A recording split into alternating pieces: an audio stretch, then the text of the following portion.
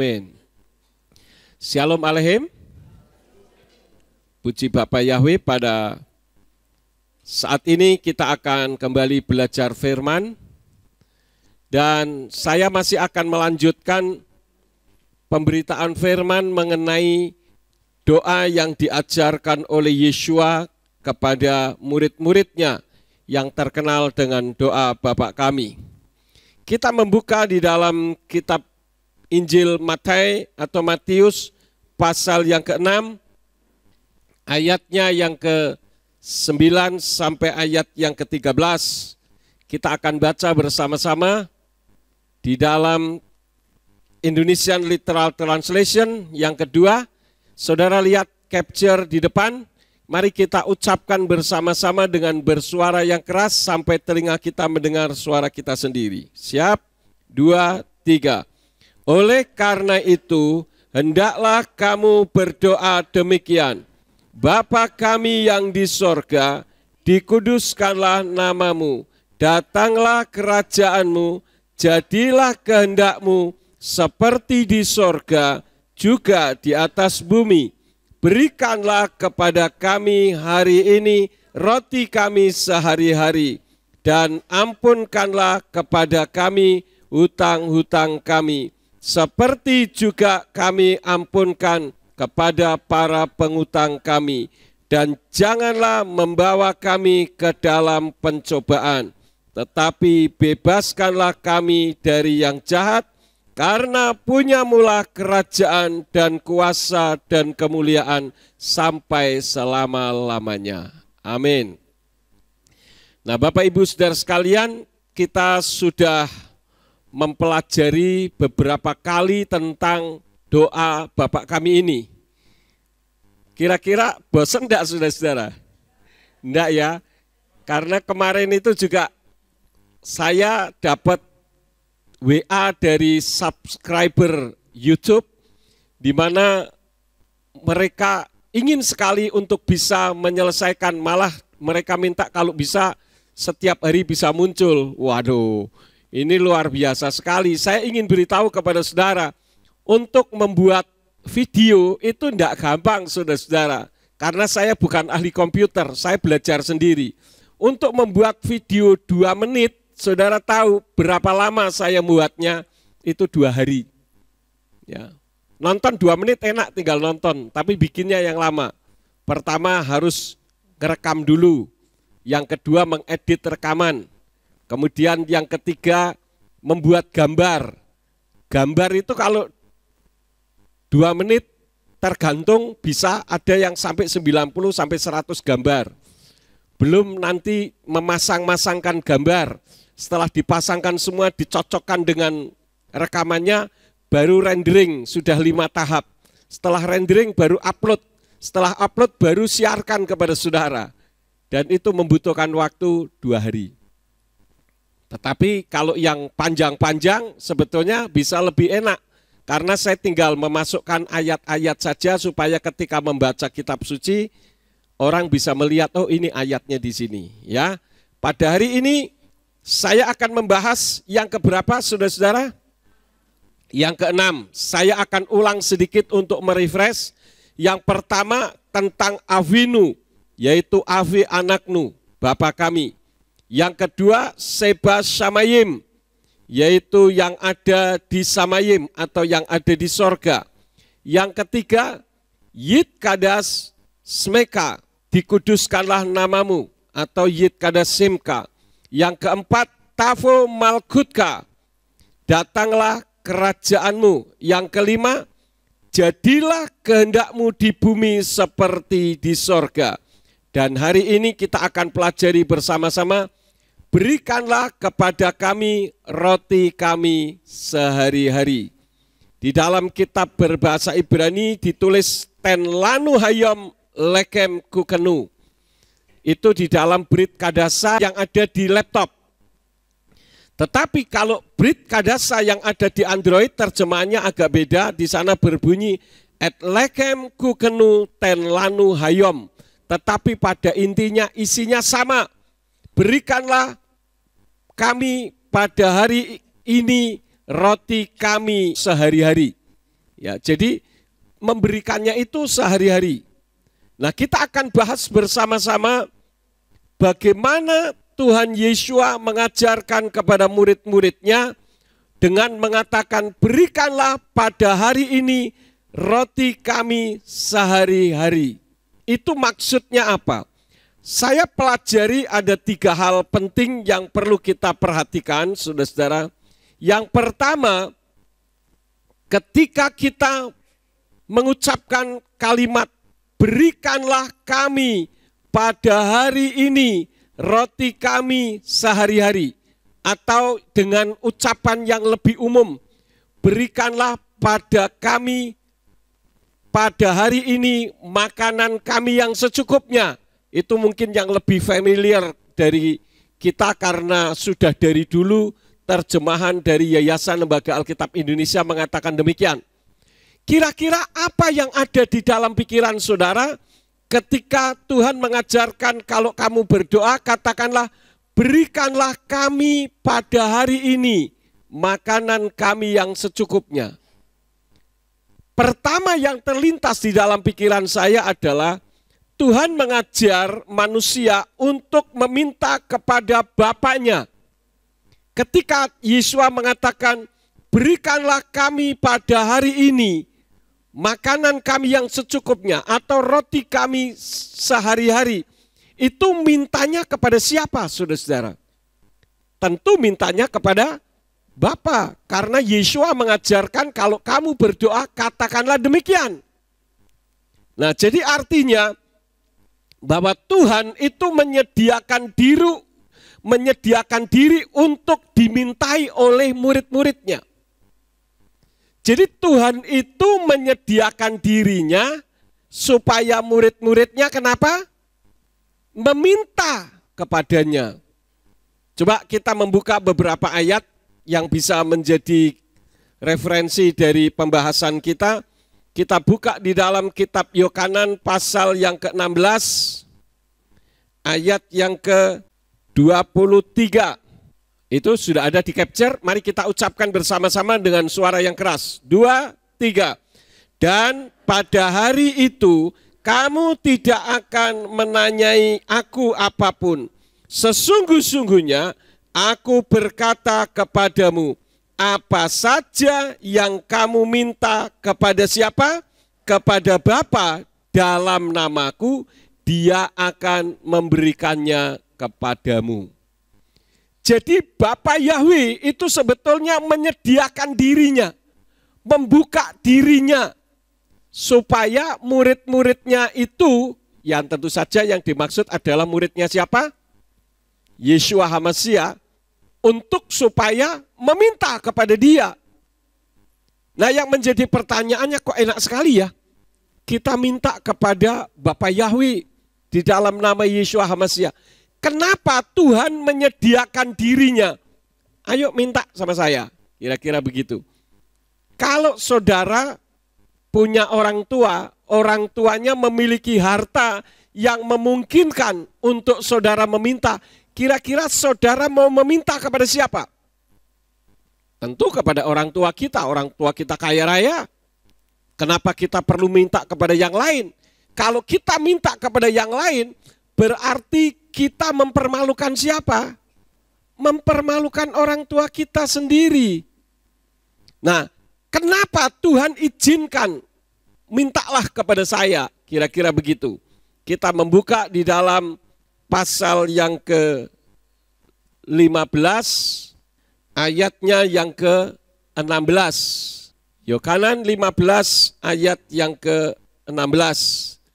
Itu di capture ada, kita baca lagi bersama-sama dengan bersuara. 2, 3. Bukan kamu yang telah memilih aku, melainkan aku yang telah memilih kamu. Dan aku telah menempatkan kamu supaya kamu dapat pergi dan menghasilkan buah, dan buahmu itu tinggal tetap, sehingga apa yang telah kamu minta kepada Bapa dalam namaku, Dia dapat memberikannya kepadamu. Wih, enak sekali saudara-saudara. Bapa Yahweh pencipta langit dan bumi beserta semesta alam dan bahkan semua isi yang ada di bumi itu diciptakan oleh Bapa Yahweh dan dia menyediakan dirinya. Ayo minta sama saya. Kenapa? Karena kamu itu adalah pilihanku. Bukan kita yang memilih dia. Jadi kalau hari ini, saat ini saudara mendengar firman ini, saudara nonton YouTube ini, bukan karena saudara memilih, saya ingin dengar khotbah Pak Yakub tentang doa Bapak kami yang ke berapa ini? Yang ke-6 itu apa sih? Bukan itu. Tetapi itu semua karena Ruach HaKodes yang menggerakkannya untuk saudara menonton, mendengarkan, karena saudara adalah orang pilihan Tuhan. Luar biasa sekali. Karena kita orang pilihan, maka Tuhan menawarkan diri. Silahkan minta sama aku. Dalam nama Yeshua HaMashiach. Luar biasa sekali ya. Namun saudara-saudara, kita melihat kenyataannya banyak orang yang meminta kepada yang lain. Misalkan nyupang. Ada enggak sih nyupang itu? Ada nyupang enggak? Ada, kenyataannya banyak orang yang minta pesugihan, minta kekayaan kepada kuasa lain. Iya kan? Pergi ke satu tempat yang terkenal di Indonesia, yang biasa dipergunakan untuk orang kalau meminta kekayaan. Di mana itu? Gunung Kawi. Saya mau tanya kepada saudara ya. Siapa yang pernah ke Gunung Kawi? Tolong angkat tangan.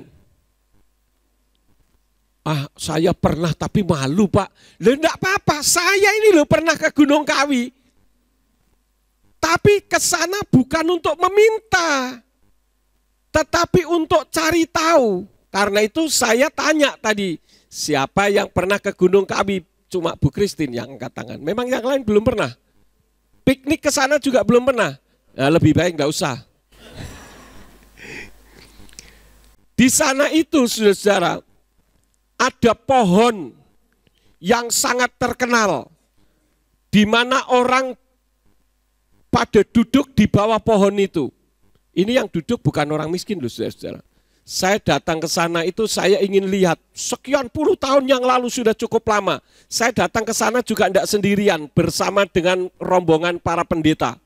Jadi survei ceritanya, pengen lihat kayak apa sih Gunung Kawi itu.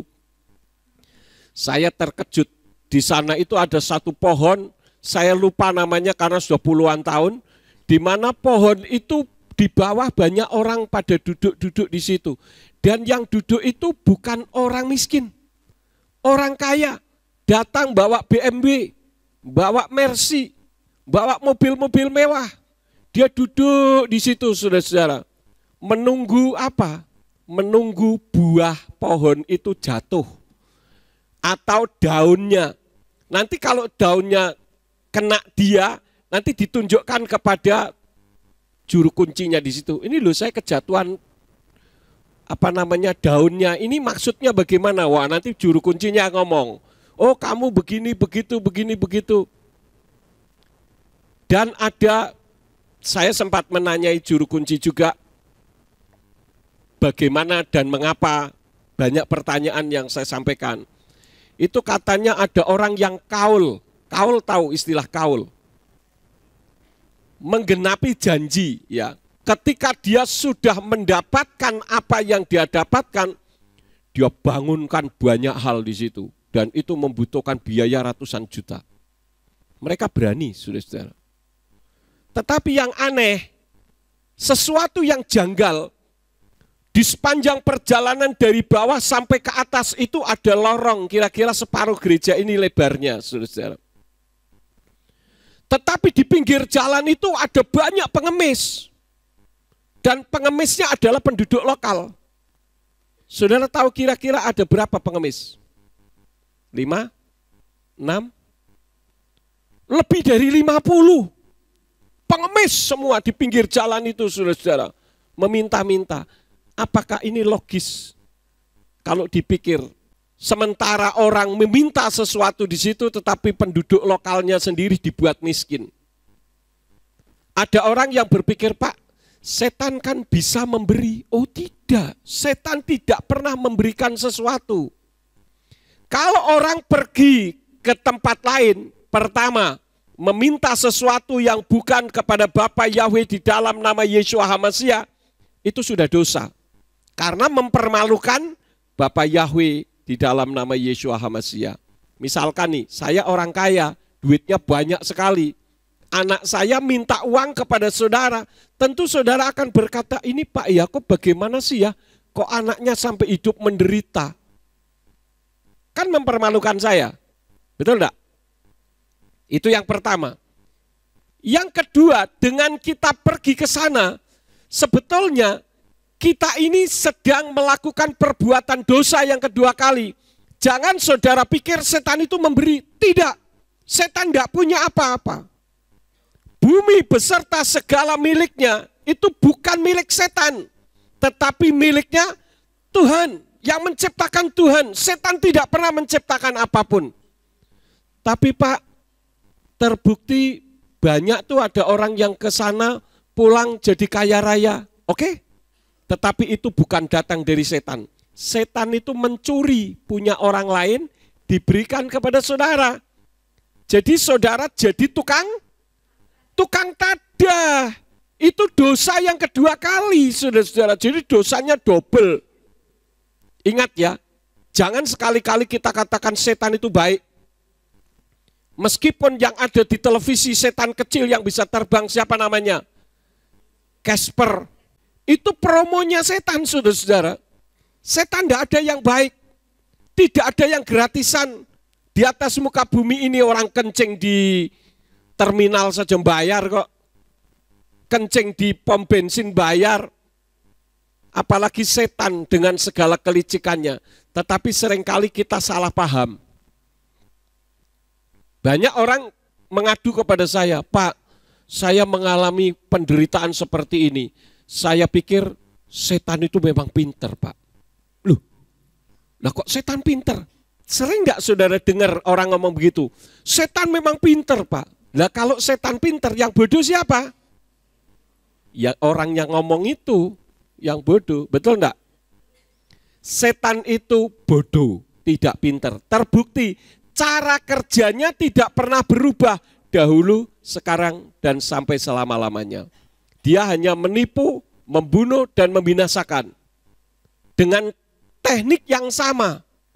Jadi jangan sekali-kali anak Tuhan, saudara, semua yang mendengar video ini, yang nonton mengatakan bahwa setan memang pinter. Kalau setan memang pinter, berarti Anda yang tidak pinter. Kalau ngomong goblok nanti terlalu kasar. Ya, bilang saja kurang pinter begitu.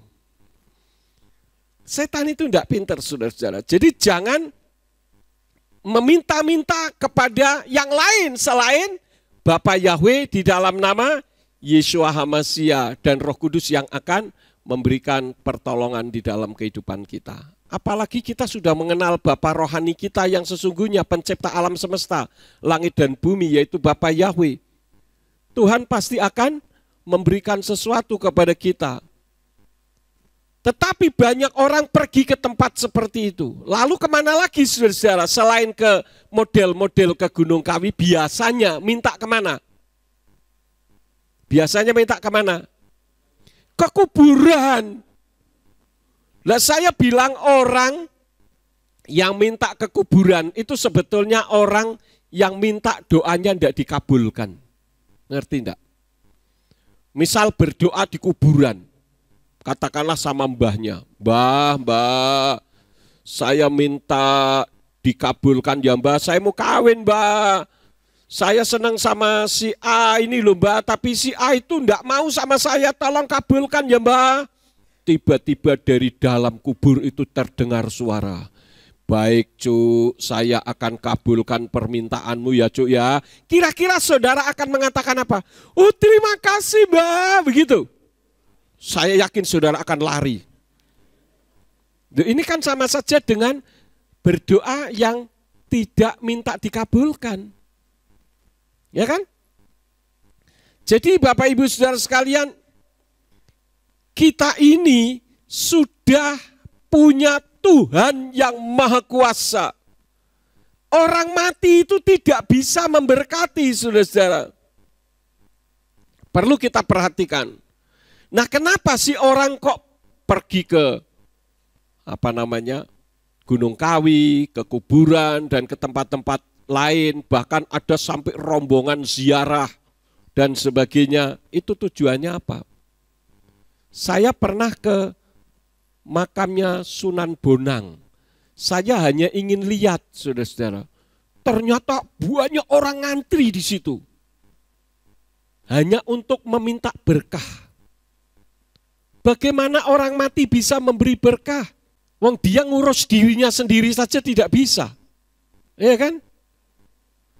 Kenapa orang melakukan seperti itu? Karena orang maunya serba instan. Bapak Yahweh kan tidak begitu. Saudara minta, bisa Tuhan berikan secara instan. Bisa enggak? Bisa. Kalau memang itu urgent menurut pandangan Tuhan dan memang harus segera dikabulkan. Itu yang disebut dengan miracle atau mukjizat. Tetapi terkadang Tuhan juga memberikan kepada kita dengan jawaban tunggu. Ya. Tunggu itu bukan berarti tidak dijawab. Terkadang kita ini yang tidak sabar, tidak seronto, orang Jawa katakan begitu ya. Tidak sabar. Padahal Tuhan mempersiapkan sesuatu bagi kita. Misalkan saya masak sesuatu, ya. Masakan saya belum selesai. Kemudian ada anak kecil minta, "Pak, saya minta masakannya." Apakah masakan yang belum selesai itu diberikan? Ya ini saya kasih. Atau nunggu matang dulu? Tunggu matang dulu. Sebab kalau belum selesai diberikan, kemudian dimakan oleh anak itu, apa yang terjadi? Mencret. Bisa masuk rumah sakit karena makanannya belum matang. Ya, sekarang terkenal steak. Orang makan steak. Minta yang cepat sajalah, 2 menit saja. 2 menit disuguhkan, makan juga seperti makan karet. Ya. Saya pernah pulang dari Jakarta bersama dengan beberapa orang pergi ke satu restoran di Jawa Barat. Restoran itu menjual ayam goreng. Wah, bayangan saya ayam goreng enak.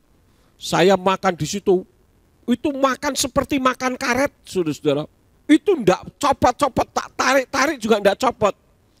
Saya bilang ini orang enggak bisa masak kok berani-beraninya buka restoran ya. Ini loh saudara-saudara, terkadang kita itu seperti anak kecil yang kalau minta maunya sekali minta hari ini juga mendapatkan. Kalau orang nanam pohon, katakanlah pohon pisang, nanam hari ini besok bisa enggak menuai pisangnya? Bisa. Kalau pisangnya pisang karet, pohonnya pohon karet. Sekarang kan ada pohon pisang yang terbuat dari karet atau pohon apa bisa ditekuk sana tekuk sini kan, terbuat dari plastik.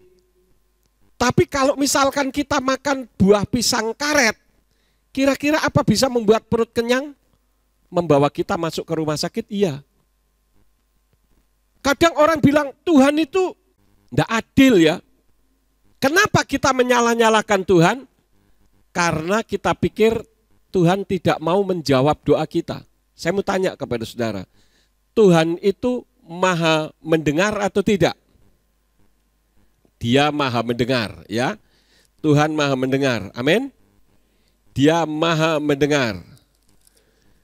Artinya kalau misalkan saudara berdoa, Tuhan dengar enggak?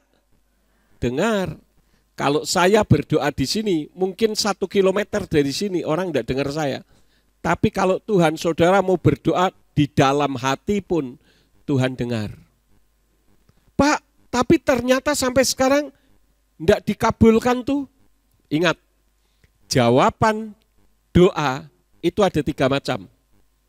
Yang pertama, ya, artinya secara spontan segera dapat, itu yang disebut dengan apa? Mukjizat. miracle ya. Seperti ketika saya ada di Singapura, ginjal saya berhenti semua, saya sudah hopeless, sudah tidak punya pengharapan.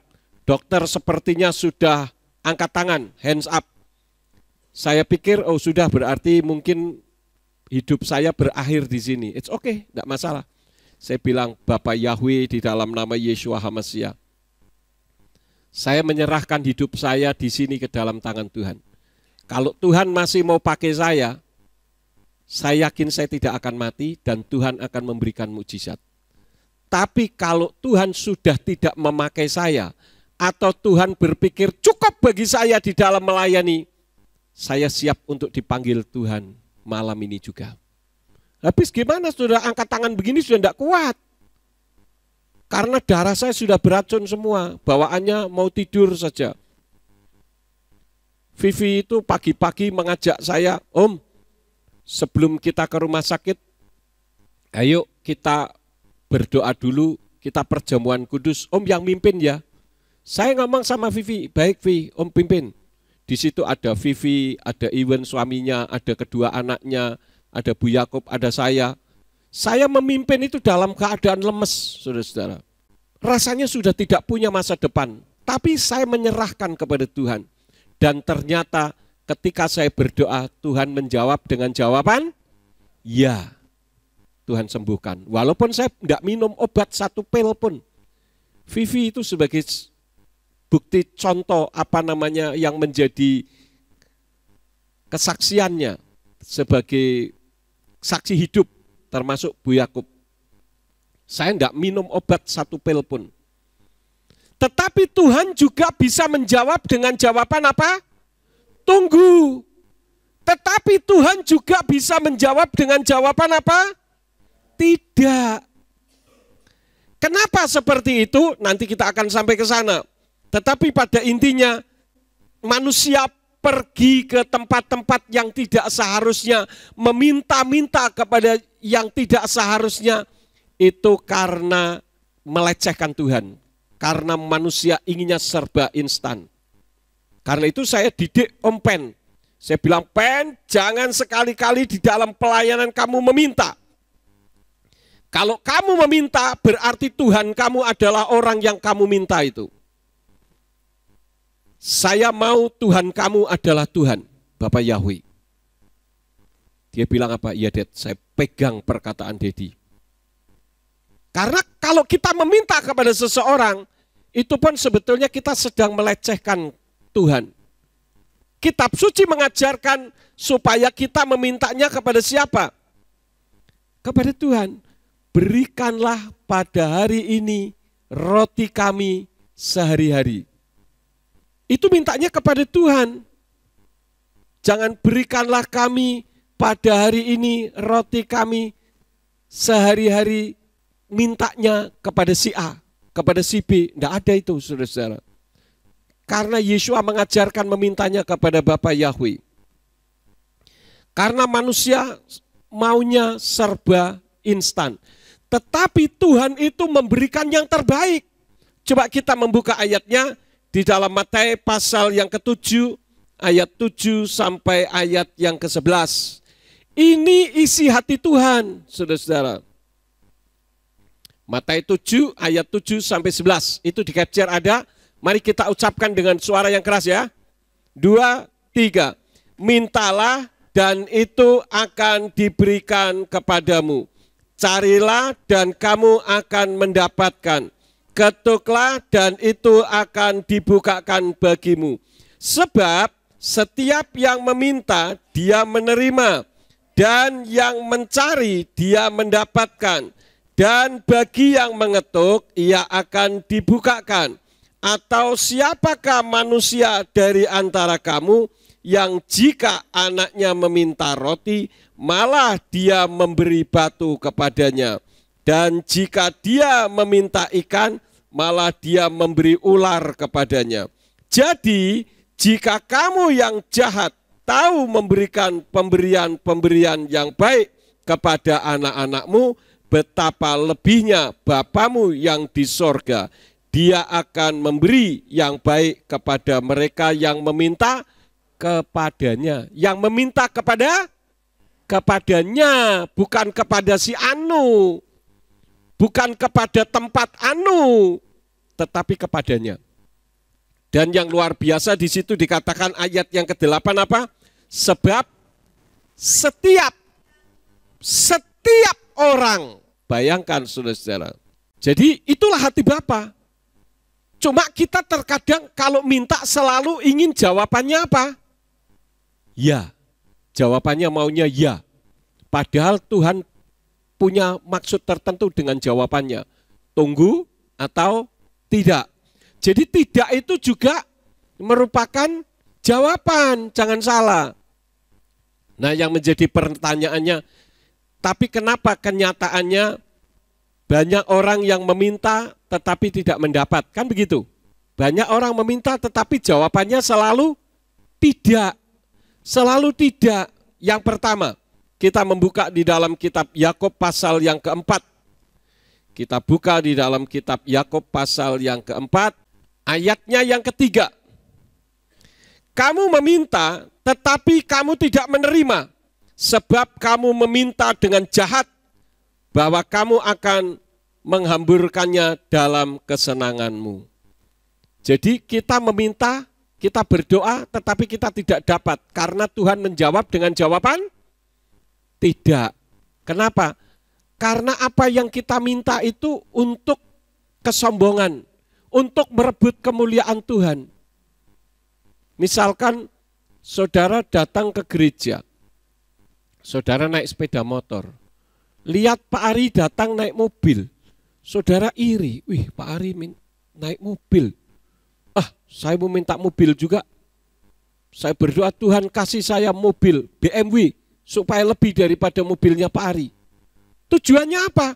Supaya nanti kalau saya sudah punya mobil, saya taruh di samping mobilnya Pak Ari. Supaya Pak Ari lihat kalau saya punya mobil lebih daripada Pak Ari. Baikkah doa seperti itu? Pokoknya doa-doa yang kita minta hanya untuk kemuliaan diri sendiri, hanya untuk kesenangan diri sendiri, pasti Tuhan menjawab tidak. Kenapa? Karena apabila saudara meminta sesuatu untuk kesombongan saudara, itu sudah jatuh di dalam dosa. Jangan saudara pikir yang namanya dosa itu membunuh, mencuri, berzina. Ya memang itu dosa, tetapi orang tidak sadar bahwa sombong itu juga dosa. Bahkan kakek moyangnya dosa itu sombong, saudara-saudara.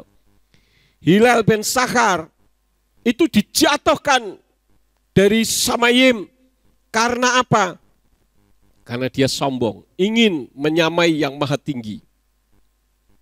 Jadi kesombongan itu dosa. Cuman bedanya kalau dosa-dosa yang lain itu yang bersangkutan ngerti, tetapi kalau dosa kesombongan yang bersangkutan tidak mengerti. Bahkan merasa bangga dengan apa yang dia ucapkan itu. Itu yang pertama. Jadi kenapa dalam kenyataannya kita berdoa meminta dan kita tidak dapat? Karena kita jahat mintanya. Ya, yang kedua, kita membuka di dalam kitab Yakub pasal yang ke-5 ayat yang ke-16. Akuilah kesalahan seorang terhadap yang lain dan saling mendoakanlah seorang terhadap yang lain supaya kamu dapat disembuhkan. Doa orang yang benar ketika bekerja memiliki kekuatan yang besar. Jadi kenapa ada orang berdoa dan doanya dikabulkan dengan jawaban tidak? Karena orang itu hidupnya jahat. Jadi kalau misalkan dia mendapatkan apa yang dia doakan, pasti hasilnya akan dipergunakan untuk kejahatan juga. Dan ukuran kejahatan dan tidak itu adalah ukurannya Tuhan. Jangan ukuran manusia. Manusia ini terkadang salah mengartikan atau salah memberikan pandangan karena pandangan manusia itu menipu saudara-saudara. Salah satu contoh tidak usah jauh-jauh adalah video YouTube ini saja, ya. Kalau saudara yang nonton di YouTube, saudara akan lihat. Misalkan seperti ini, saya ambilkan contoh. Ini saya berdiri di sini semua dalam keadaan normal. Tapi kalau tangan saya dekatkan ke kamera, apa yang terjadi? Saya dekatkan tangan saya ke kamera seperti ini. Tangan saya jadi lebih besar. Bahkan lebih besar dari kepala saya. Inilah tipuan mata. Kalau saudara berada di antara dua rel kereta api, saudara melihat ke depan sana jauh, apa yang saudara lihat? Rel itu mengecil atau membesar? Mengecil. Kalau kenyataannya membesar atau mengecil? Tetap sama. Saudara mau telusuri ratusan kilometer juga tetap sama. Tetapi kalau dilihat sepertinya mengecil.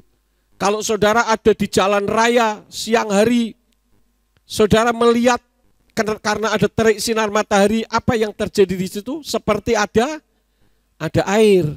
Itu yang disebut fata morgana. Tipuan-tipuan mata.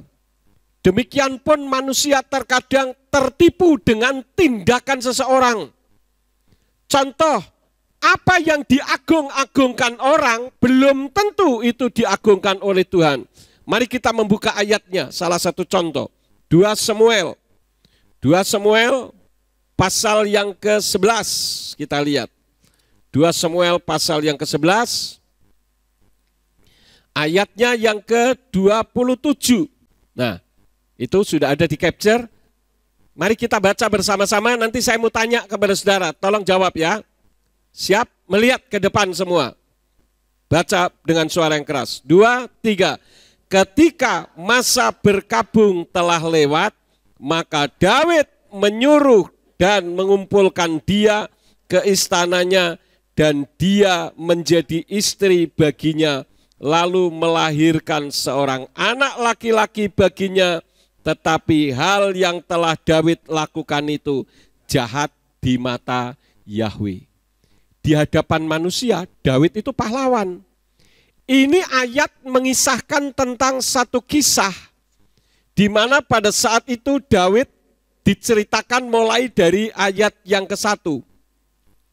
Ketika ada pergantian tahun pada waktu raja-raja keluar untuk berperang, Daud tidak berperang, dia jalan-jalan di atas sotoh rumah. Kemudian dia melihat ada perempuan sedang mandi, dia ngintip. Jadi rupanya ngintip itu ada di dalam kitab suci. Dia mengintip, siapa yang diintip namanya? Batseba, istrinya Uria, ya. Uria itu siapa? Uria adalah pahlawan perangnya Daud. Wah, dia jatuh cinta. Lihat mungkin tubuhnya molek. Dia berpikir sempurna ini perempuan. Akhirnya dia mengundang perempuan itu masuk ke istananya. Tetapi pada saat itu ternyata Batseba baru saja berhenti haid. Artinya dia sedang masa subur. Maka Daud melakukan hubungan dengan dia dan akhirnya hamil. Ketika hamil, ini kalau saya rekonstruksikan ya, si Batseba ngomong, Mas Daud, gitu ya. Saya ini sudah enggak haid lagi loh. Kaget dia. Wih, piye iki? Ya kan? Wah, celaka ini. Bagaimana cara mengatasi? Dia punya siasat. Uria disuruh berperang. Bagian depan, suruh taruh di bagian depan. Kemudian dia nulis surat sembunyi-sembunyi kepada orang yang dirahasiakan. Ini saya rekonstruksikan ya. Nanti kamu suruh ya, Uria maju ke depan dalam peperangan. Ketika dia sedang dalam keadaan terkepung, kalian mundur semuanya. Akhirnya Uria kenapa? Mati di dalam peperangan. Waduh, ketika mati, Daud berkabung. Si Mas Daud ini berkabung. Ketika masa perkabungan selesai, dia panggil itu Batseba untuk masuk ke dalam istananya, dijadikan istri. Saudara tahu apa pandangan masyarakat pada saat itu terhadap Daud? Dia akan berkata, Daud orang hebat. Kenapa? ketika pahlawan perangnya mati, dia tidak membiarkan istrinya menjadi janda dan sia-sia. Tetapi dijadikannya istrinya. Ini memang pemimpin yang hebat. Betul enggak? Tapi ternyata itu siasat licik yang dilakukan oleh Daud. Dan Bapa Yahweh menganggap itu menjadi satu kejahatan. Jadi apa yang menurut pandangan orang hebat belum tentu. Karena itu di dalam ukuran saya melayani pekerjaan Tuhan, saya tidak mengukur pelayanan saya dengan pendeta A, pendeta B, atau pendeta C. Tidak. Yang menjadi tolak ukur pelayanan saya adalah kitab suci ini. Jangan mentang-mentang pendeta A lalu karena pendeta A ini termasuk pendeta yang kaliber dunia dengan jemaat ratusan ribu, mega church istilahnya, lalu saya berkiblat kepadanya. Tidak, semua manusia juga ada kesalahan dan kekurangan. Saya melayani Tuhan, saya berkiblatnya kepada Tuhan. Apa yang Tuhan taruh di dalam pikiran saya untuk saya sampaikan kepada jemaat, itu yang saya ajarkan. Jadi dasar pengajaran saya bukan pendeta A, pendeta B. Karena itu ketika ada orang yang nanya, Pak Yakub ini alirannya apa? Aliran. Memang ada aliran. Memang sungai. Oh enggak Pak. Itu misalkan apa Arianisme, apa Sabelianisme, saya enggak mau pusing dengan isme-isme itu semua. Itu hanya buatan manusia. Kalau tanya aliran, aliran saya adalah firman Tuhan. Dan saya tidak berkiblat kepada pendeta manapun dan siapapun. Apa yang Tuhan taruh itu yang saya ajarkan. Karena saya tidak mau membohongi umat. Dia bingung, saudara-saudara. Jadi di dalam kehidupan kita, jangan kita berkiblat kepada orang-orang tertentu. Berkiblatlah kepada Tuhan saudara.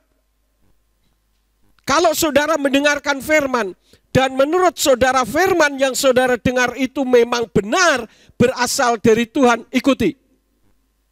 Tetapi kalau saudara pikir, wah ini sudah disusupi kepentingan-kepentingan pribadi, tidak usah ikuti. Ya. Jadi yang penting kita hidup benar. Hidup benar itu yang memberi penilaian siapa? Tuhan atau manusia? Tuhan.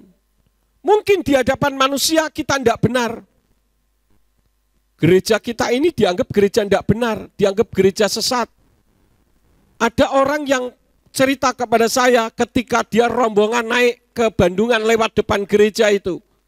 Ada teman yang bilang, itu loh gereja sesat. Tanpa dia tahu bahwa sebetulnya temannya itu ibadahnya di sini.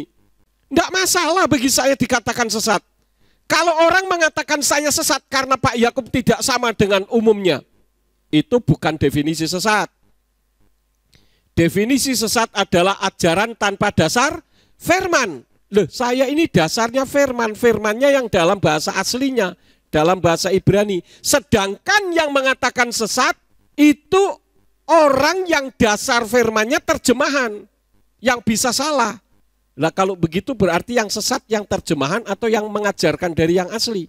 Mikir saja sendiri. Kalau dikatakan dia sesat karena tidak sama dengan saya, bisakah saya juga mengatakan Anda sesat karena tidak sama dengan saya? Bisa. Dasar sesat bukan itu. Dasar sesat adalah keluar dari kebenaran firman. Coba tunjukkan di mana keluar firman ketika saya ajarkan. Jadi tidak usah dipusingkan. Ketika ada orang, kamu kebaktian di gereja sesat itu, enggak malu. Saudara malu enggak? Saya bangga saudara-saudara. Kalau dikatakan sesat, sesat bersama Bapak Yahweh pasti masuk ke sorga. Enggak mungkin tidak.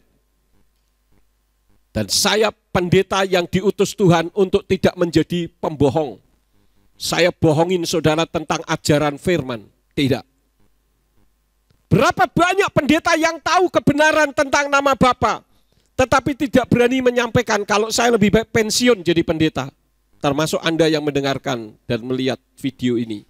Kalau saudara seorang pendeta, tetapi saudara tidak berani mengajarkan, stop saja jadi pendeta.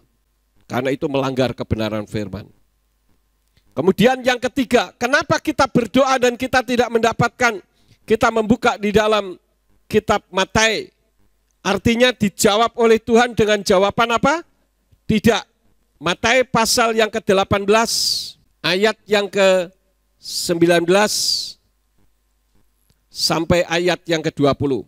Lagi aku berkata kepadamu, bahwa jika dua orang dari kamu sepakat di bumi mengenai setiap perkara, apa saja yang mereka minta, akan terjadi pada mereka dari Bapa-Ku yang di sorga.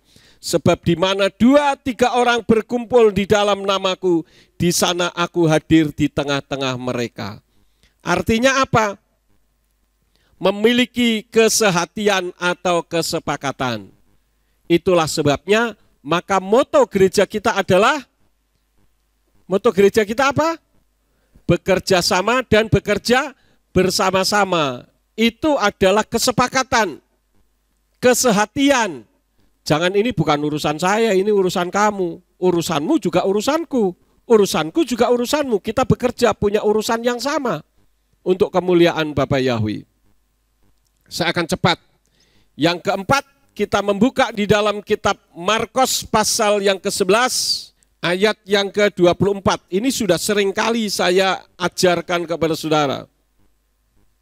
Markus 11 ayat yang ke-24. Oleh sebab itu aku berkata kepadamu, segala apa saja yang kamu minta dengan berdoa, percayalah bahwa kamu sedang menerima dan itu akan terjadi kepadamu. Pada saat kita berdoa, meminta sesuatu, apa yang kita minta menurut ayat ini sudah didapat atau belum? Belum. Tetapi kita berpikir kita sudah mendapat, maka hal itu akan kita peroleh. Itulah yang disebut dengan kekuatan alam bawah sadar dimensi yang keempat. Setiap manusia itu diberi kekuatan, diberi kuasa yang keluar dari dasar hati manusia, dari dalam tubuhnya. Itu yang disebut dengan naluri. Kalau kita menciptakan sesuatu yang keliru, hasilnya akan keliru. Jangan ciptakan yang keliru. Misalkan saudara punya anak, kutuk itu harus anaknya dasar goblok. Ya. Anak babi. Loh, ngomong anak dewe anak babi. Kalau anak babi berarti kamu apa? Mboke babi. Iya kan? Mamahnya babi atau bapaknya babi. Nah ini kan keliru. Berkati anak-anak kita, karena apa yang keluar dari mulut kita itu mengandung kuasa yang besar yang datang dari Tuhan. Dan apa yang tertulis dalam Markus pasal 11 ayat yang ke-24 tidak ada dalam diri kita. Maka doa kita dijawab dengan jawaban tidak.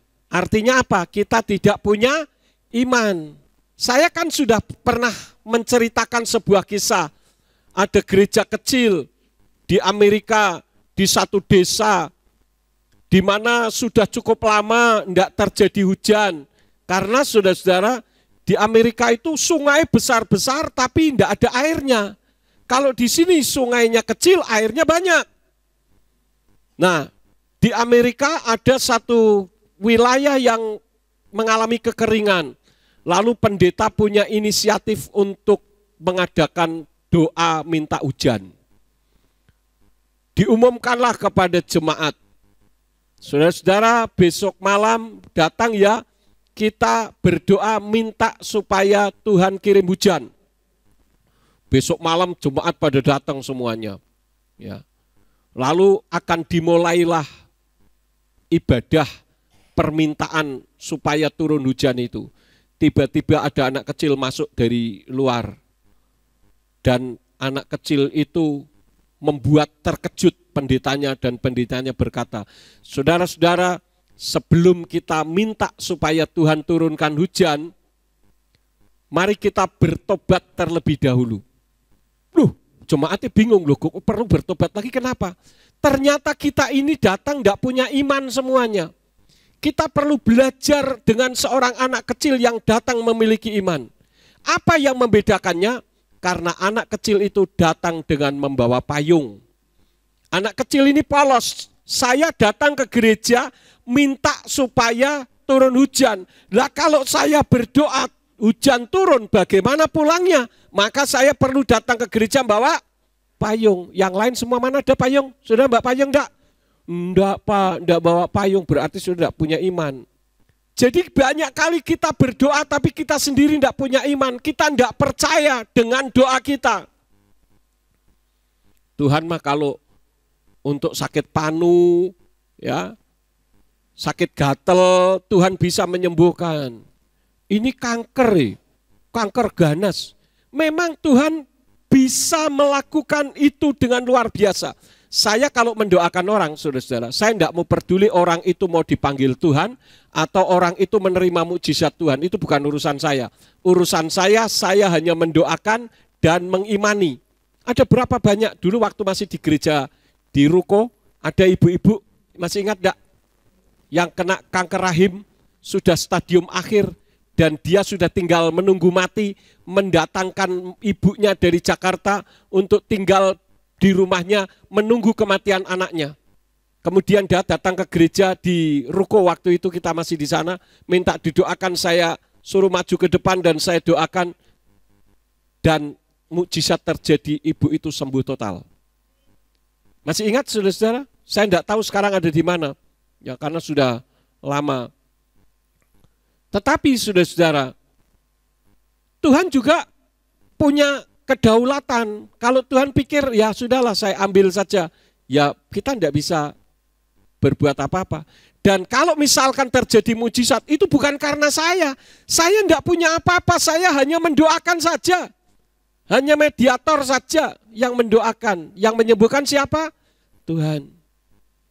Jadi kalau ada orang bangga mendoakan orang bisa sembuh, itu karena saya. Wah itu sudah jatuh di dalam dosa. Itu bukan karena saya, itu karena Bapa Yahweh yang melakukannya. Yang harus kita lakukan hanya punya iman, itu saja. Yang selanjutnya, yang tadi saya sudah singgung, sekarang saya akan sedikit terangkan. Kita buka bersama-sama di dalam kitab Ibrani pasal yang ke-11. Kitab Ibrani pasal yang ke-11. Kitab Ibrani pasal yang ke-11 ini berbicara mengenai apa, saudara-saudara? Mengenai pahlawan? Pahlawan iman. Ya, coba kita membuka ayatnya, ayat yang ke-36 sampai ayat yang ke-40. Saya akan baca, perhatikan kitab suci saudara. Dan yang lainnya telah menerima cemooh dan cambukan dan bahkan belenggu dan penjara.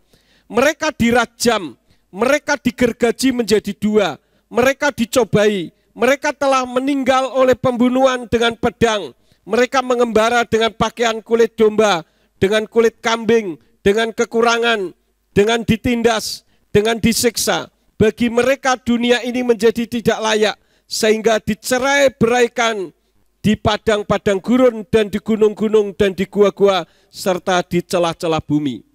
Dan setelah dijadikan kesaksian melalui iman, mereka semua ini, apa saudara-saudara?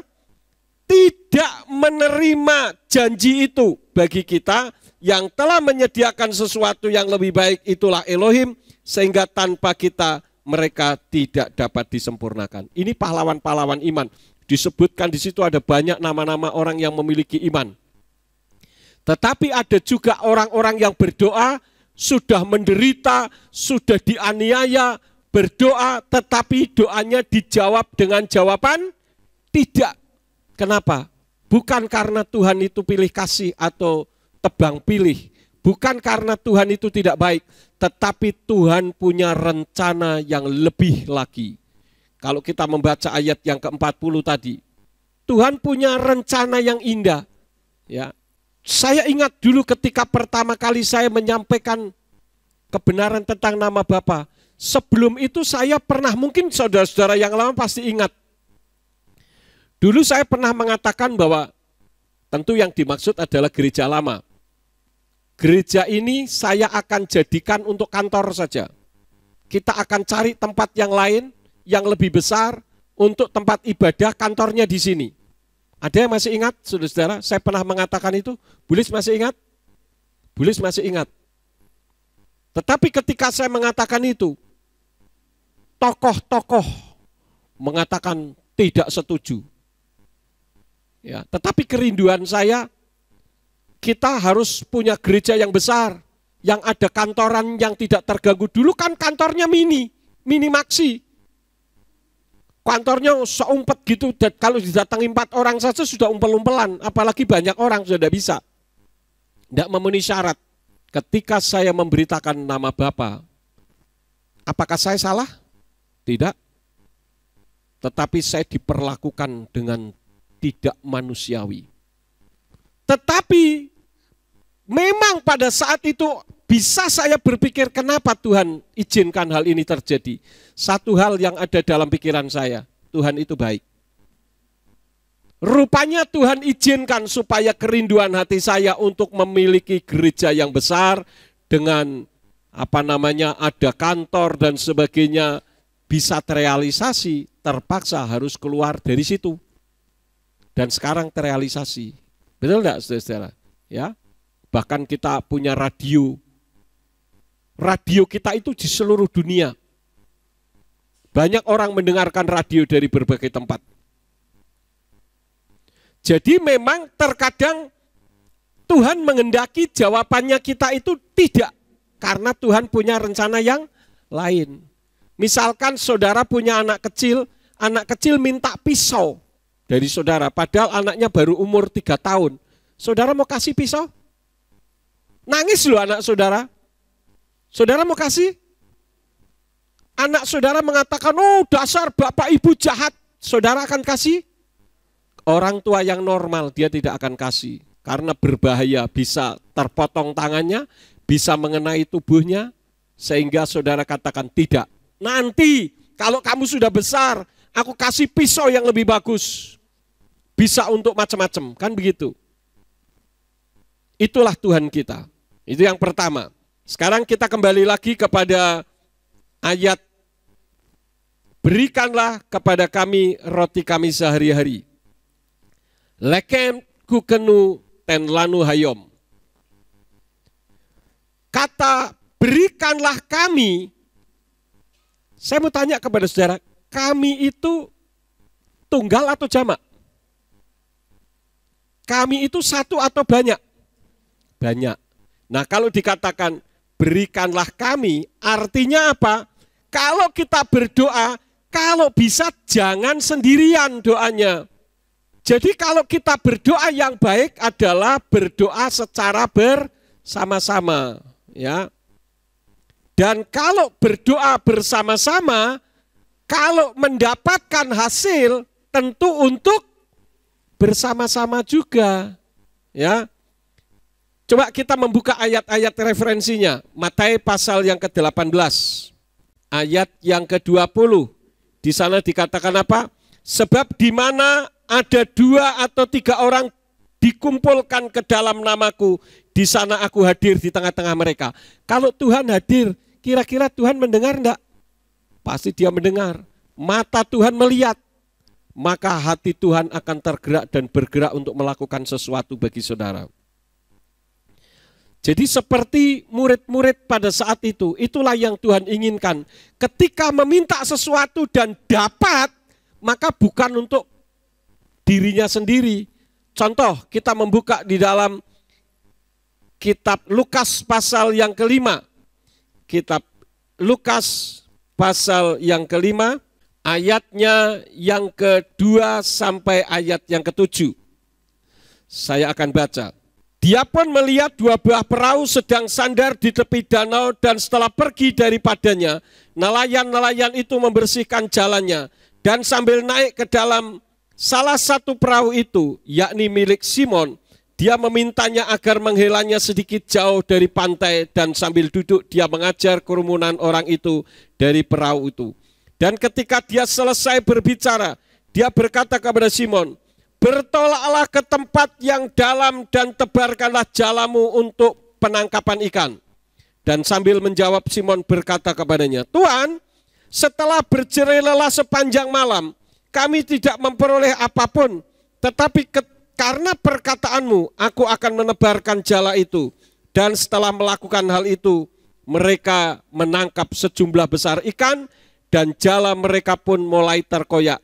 Dan mereka memberi isyarat kepada mereka yang menjadi mitra yang ada di perahu lain agar datang membantu mereka, dan mereka datang serta mengisi kedua perahu itu sehingga keduanya hampir tenggelam. Bayangkan Simon sudah sepanjang malam menjalan tidak dapat apa-apa.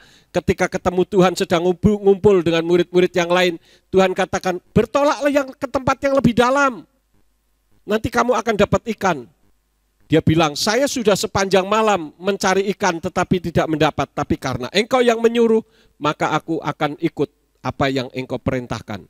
Maka Simon menuruti perintah Tuhan dan hasilnya begitu banyak ikan ditangkap. Dan ketika ikan sudah banyak ditangkap, dia tidak untuk dirinya sendiri. Dia panggil temannya yang punya perahu yang lain untuk share perahu. Dan dua-dua perahu itu penuh sampai perahunya hampir tenggelam. Itu yang Tuhan mau. Jadi kalau saudara berdoa ketika saudara mendapatkan sesuatu, ya sharekan kepada teman saudara. Misalkan saudara berdoa minta rumah, dan saudara sudah mendapatkan rumah, sekali-kali undang saudara-saudara yang lain datang ke rumah saudara. Atau paling tidak gunakan rumah saudara untuk MK, supaya teman-teman saudara bisa ikut menikmati rumah saudara. Itu ya. Kemudian yang ketiga, yang terakhir, di situ dikatakan pada hari ini, artinya target doa kita adalah untuk hari ini. Artinya secukupnya saja. Tapi manusia yang maunya serba kelimpahan, ya. Coba kita membuka ayatnya, Keluaran pasal yang ke-16. Ini yang Tuhan berikan kepada murid-muridnya. Keluaran pasal yang ke-16, ayatnya yang ke-19. Ayat 19 dikatakan apa? Lalu berkatalah Mose kepada mereka, janganlah seorang pun menyisakannya sampai pagi. Artinya hanya untuk cukup waktu itu saja. Tetapi manusia serakah, ayat 20, namun mereka tidak mendengarkan Mose dan beberapa dari mereka menyisakannya sampai pagi. Tetapi roti itu menjadi basi dan berulat serta berbau busuk. Dan marahlah Mose kepada mereka. Ini akibat daripada manusia serakah maunya lebih berkelimpahan begitu ya. Padahal Tuhan itu sudah memberikan takaran. Takarannya di mana?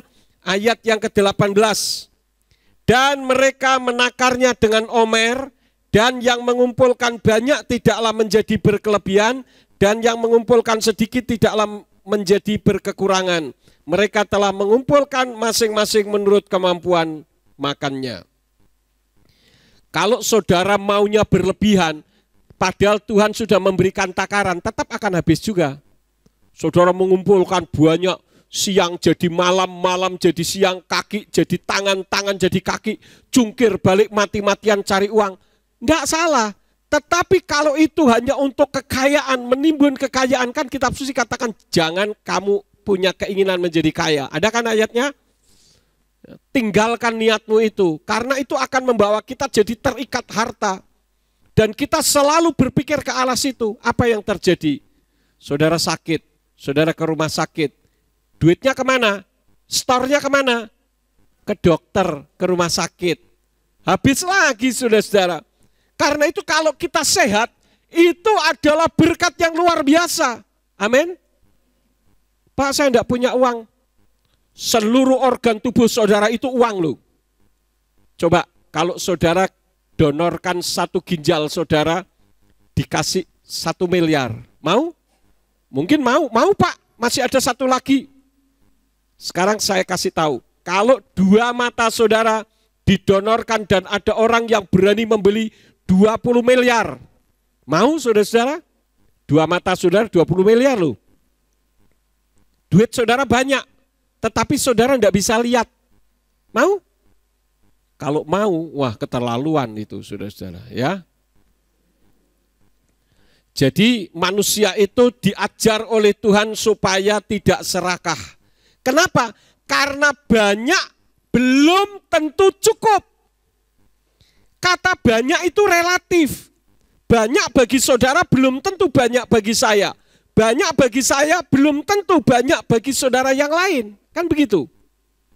Karena itu Tuhan tidak ajarkan mintalah yang banyak. Tidak, mintalah yang cukup. Kita belajar mencontoh apa yang diucapkan oleh Salomo. Kita membuka di dalam 1 Raja-Raja pasal yang ketiga. Saya akan tuntaskan sedikit lagi, saudara-saudara. 1 Raja-Raja pasal yang ketiga, ayat yang ke-9 sampai ayat yang ke-13. Maka berikanlah kepada hambamu ini hati yang berpengertian untuk mengadili umatmu dan dapat membedakan antara yang baik dan yang jahat. Sebab siapakah yang sanggup menghakimi umatmu yang besar ini? Dan perkataan itu baik di mata Tuhan, bahwa Salomo telah meminta hal ini. Lalu Elohim berfirman kepadanya, oleh karena engkau telah meminta hal ini dan tidak meminta umur panjang atau kekayaan bagi dirimu, atau meminta nyawa musuhmu, dan telah meminta kearifan bagimu untuk dapat mengerti hukum, lihatlah, aku telah melakukannya sesuai dengan permintaanmu itu. Lihatlah, aku memberikan kepadamu hati yang penuh hikmat dan pengertian, sehingga sebelum engkau tidak ada seorang pun seperti engkau, dan sesudah engkau tidak ada seorang pun yang akan bangkit seperti engkau. Dan aku juga memberikan kepadamu apa yang tidak engkau minta, baik kekayaan maupun kehormatan, sehingga tidak akan ada seorang pun seperti engkau di antara raja-raja sepanjang umurmu. Jadi yang diminta oleh Salomo adalah hikmat, kebijaksanaan untuk bisa memimpin umat. Dan itu adalah permintaan yang baik. Yahweh katakan, kenapa kok engkau tidak minta umur panjang, tidak minta kekayaan ataupun musuhmu, tetapi yang diminta adalah hikmat. Maka apa yang tidak diminta pun diberikannya. Dan saya ingin beritahu kepada saudara bahwa kekayaan itu bisa membuat orang lupa kepada Tuhan. Amin. Coba kita ucapkan bersama-sama, kekayaan itu membuat orang lupa Tuhan. Bersama-sama. 2, 3. Kekayaan itu membuat orang lupa kepada Tuhan. Kita buka ayatnya di dalam Amsal pasal yang ke-30. Ayatnya yang ke-8 sampai ayat yang ke-9. Amsal 30 ayat 8 sampai 9. Ini adalah Amsalnya Agur bin Yake. Ayat yang ke-8 dan 9. Mari kita ucapkan bersama-sama. Saudara lihat capture di depan dengan suara yang keras. 2, 3. Jauhkanlah daripadaku kesia-siaan dan perkataan dusta. Hendaklah engkau tidak memberi kepadaku kemiskinan atau kekayaan. Suapkanlah kepadaku roti bagianku, agar jangan aku menjadi kenyang dan ingkar, dan menyatakan, siapa Yahweh itu? Atau agar jangan aku menjadi miskin dan mencuri dan menyerang nama Elohimku. Kalau kita miskin, kita mempermalukan Tuhan. Kalau kita kaya, kita lupa Tuhan. Maka Yesus ajarkan supaya kita mendapatkan bagian kita, yaitu cukup. Banyak belum tentu cukup. Jadi bersyukurlah dengan apa yang Tuhan cukupkan kepada saudara saat ini. Tidak perlu minta berkelimpahan. Kalau kita dengan sungguh-sungguh kepada Tuhan, semua itu pasti dikabulkan. Ayat yang terakhir, kita membuka di dalam kitab Yohanan pasal yang ke-15. Ini ayat yang terakhir, ayat yang ke-7. Yohanan 15 ayat yang ke-7.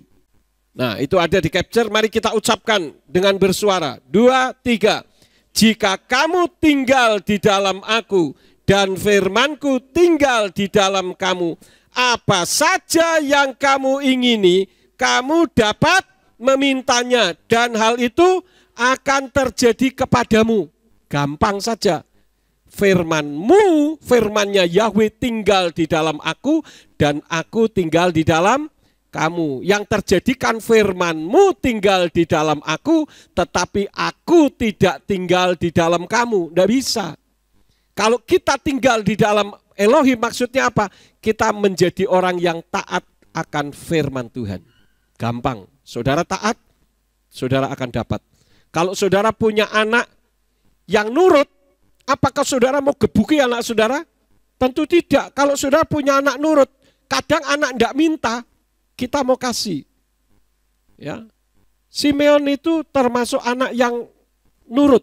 Sepatunya sudah rusak pun dia tidak minta, saudara-saudara. Sampai kadang saya atau Bu Yakub menawarkan, gantilah sepatunya, tinggal beli saja kok.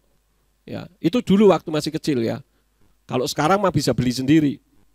Artinya pokoknya kita di dalam Tuhan, Tuhan di dalam kita. beres, saudara-saudara. Hidup kita akan cukup, kita tidak pernah gersulo. Gersulo itu bahasa Jawanya apa? Bahasa Indonesianya apa ya? Mengeluh. Ya, kita tidak akan pernah mengeluh. Satu hal yang dibenci oleh Tuhan adalah apabila umat-umatnya mengeluh. Jadi bersyukurlah di dalam segala hal. Amin. Buat firman saya tidak akan memperpanjang lagi.